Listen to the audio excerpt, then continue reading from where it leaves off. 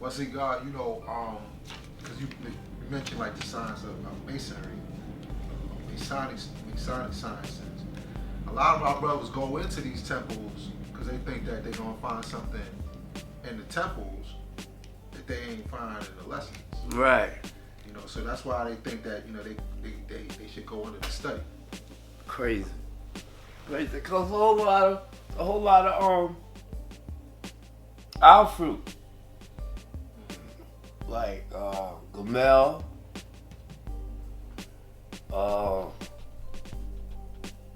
Salik, Fruquan. Fruquan was one of the first. No, he wasn't. No, he's one of the fruit too. Fruquan. They all became Masonics. Makes sense, right? Our brother Gamel, yeah. Yeah, he was Masonic, like a motherfucker. And I'm like, what could possess them to do that? When they know from those lessons right there who the Masonics are. They are the 10%. Not 5%. They are. And I'm listening to what you say. No, often they're not even 10%. A lot of times they're 85%. They're poison animal eaters. Right. True to that.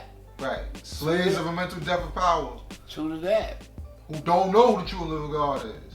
But out of that Masonic shit, they should know who the fuck they are. Because we used to hang out in this bar on Murder Avenue called the Five Keys. And I didn't know.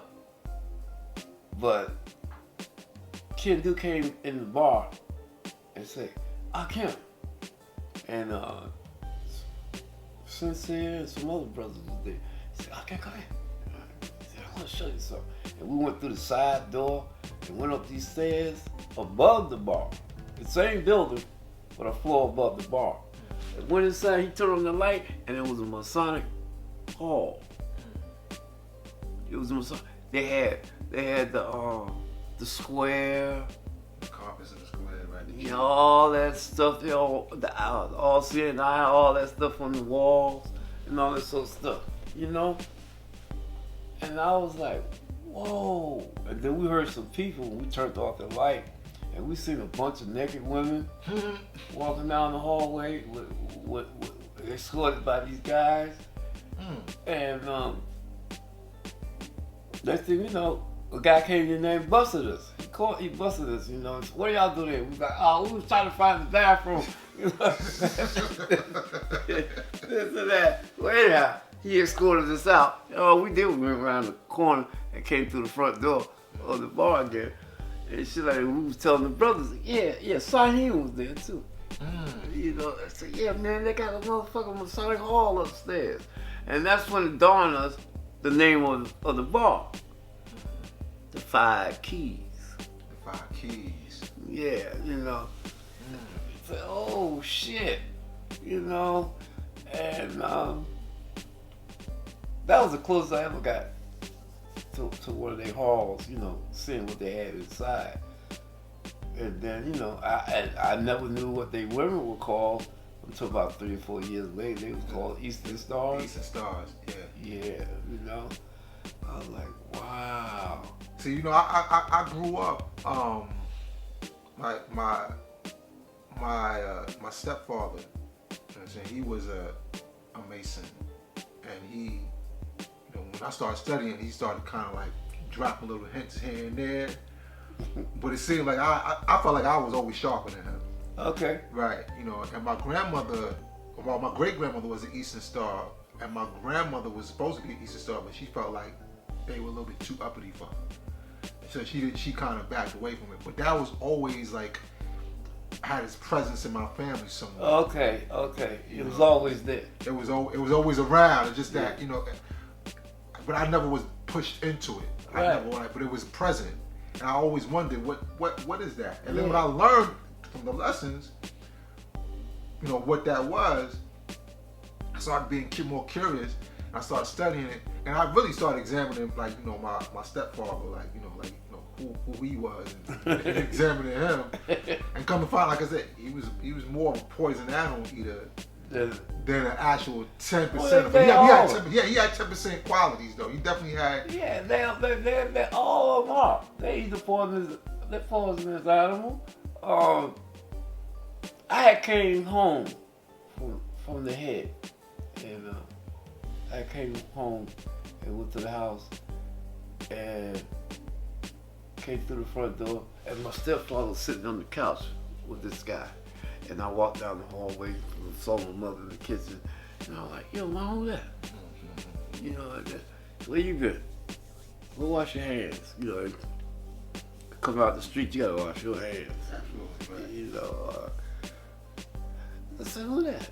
She said, I don't know, some guy trying to get Marty to join up to some kind of lodge or something like that. And what? Oh, and by this time you had knowledge. Oh hell yeah, I'm good. You knew good. I'm good. I know my shit inside out. Oh no! Okay, I said, what's going on in there? You know, like that. And Mr. Tell looked at me like, hey, you got more respect than that. You go barging in the door like that. I said, no, Dad. Check this out. You know who this guy is? He's a 10%. He's a 10%. He keep people like you, me, Mama, and Cynthia, Deborah, and all of us. He keeps us blind to the truth, who the true and living God is. He teaches us that God is a true God, can't be seen by the physical eye. You know, and I'm looking at this guy, and this guy was like,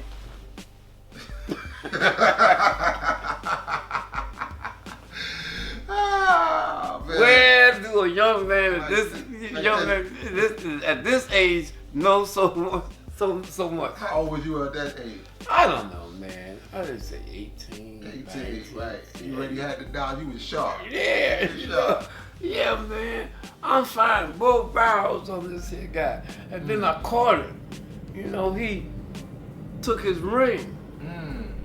Cause I used to see him do it at the head when we be playing chess and start quoting our lessons.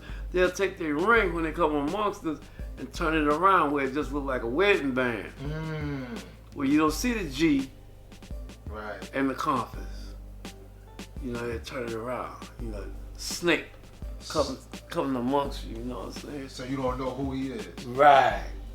You know, so I started frying his ass up, and I started telling him about King Solomon. You going into that. Yeah, I got some shit from V-Rock, you know, about King Solomon and all that stuff. I started lighting him up. And he told me he had to go, he'd come back another time. This nigga, and my stepfather was looking at me and looking at him. Because he wasn't saying nothing. He wasn't denying nothing. INFMEGA INFMEGA did this.